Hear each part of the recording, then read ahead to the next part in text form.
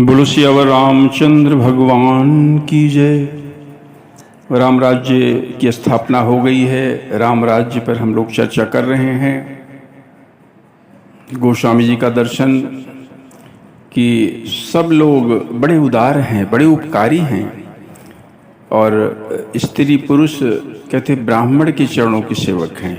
आगे की तो बड़ी सुंदर बात, एक नारी व्रत रत सब झारी और ते मन बच क्रम पति हितकारी।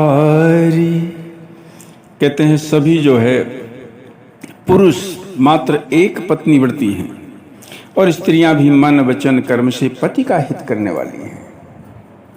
बड़ा सुंदर गोस्वामी जी का दर्शन।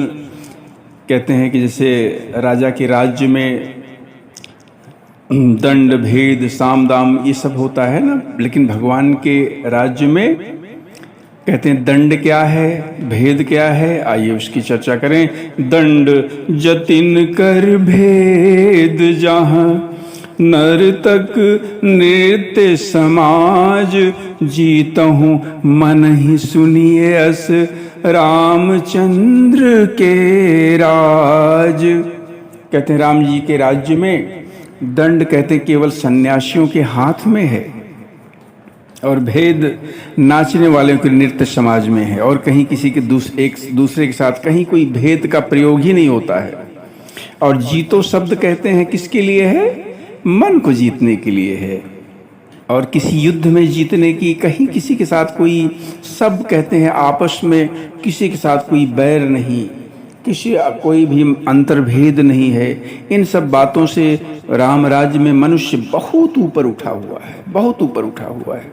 इसलिए साम दाम दंड भेद कहते हैं जो राजा के राजनीति के ये चार उपाय होते हैं, प्रभु के राज्य में कुछ भी नहीं है। कोई शत्रु नहीं है, राम राज्य में कोई शत्रु है ही नहीं।